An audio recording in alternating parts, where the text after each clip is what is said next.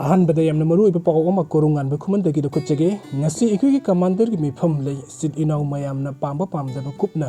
नैनरगा सेमदोकनबा फनबा होटनाजगनी अखोइ इरेबाग इफुरुप की तौगदबा यामना वाटली सटकदबा लंबी यामना सांगली हाइना कोरोंगानबा खुमनना फोंदोकपिरी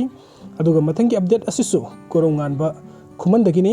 एटी अमदे अइंगोंदा अतमनना अटैक तौरिबसे कंगलुप अमदि फजना तौरे फेक अकाउंट गा अखोइगी मैतै बुदी ngahek sauningbaini khangi adu nataba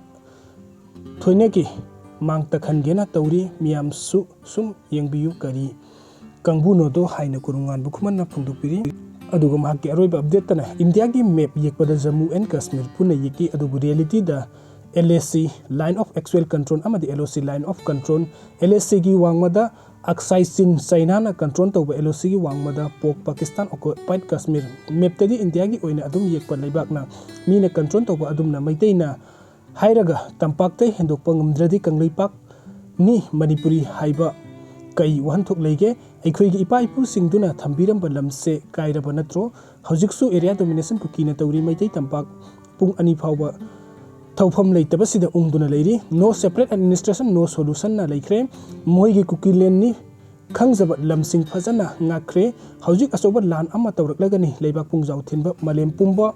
khanganba noi leiminnaba yadrabanina tongan leiro haina hairaknaba police haisidi animakini government sesu animakini lan theng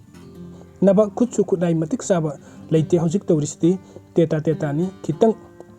kapnabaga maru loikhrena law khonglisini maru lakpham khulai lawpham moina paikre thatra mato helaba lanse karigi loisindabano swaida congress BJP na nainabaduna khangloi geopolitics chawri congress matam daisu kukilal hobo yogi BJP su yogi mathang ama laklasu yokani maramdi national security gi yenglaga India gi mayokta leibasing namthanaba lanse kahenna kanselakpa matamda PR lakrani PR manungda kari tawkhini khangponte police hairo central government gi instruction da sakthani masin manaugi ini yenglokoi hojik phawba khungakpa phakibado miyam kem tawba ngamde matamda kai tawdoiba army mayamduda aikhoi fare leiribe sil inau singdi moigi favors ta satkradi aikhoi tumina leidoira ireibak improve se kananaba at any cost ki damak aikhoi sem sarabo kari leirage aikhoi gi national party di adai hairakpoduda satkani both congress BJP aikhoi na Mizoram Nagaland dawna regional party na pahenba ngamba sunate vote now sina aikhoi gi future lepa ngamdo sunataba wathi warem launabaga yeknabadi haraure aikhoi MP ama ani sina kaidaudoiba parliament ki members samga ni phumanga du da lauraga kai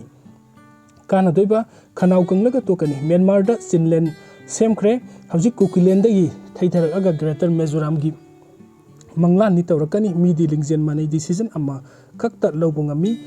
candidate thadok oi hekta thadorakte aikhoi kayano thadok ido aikhoi apunbai decision tokro laikai gi decision forward lobungamde maitai warep usi warep never interrupt your energy making a decision na laikre tuminna yenglaga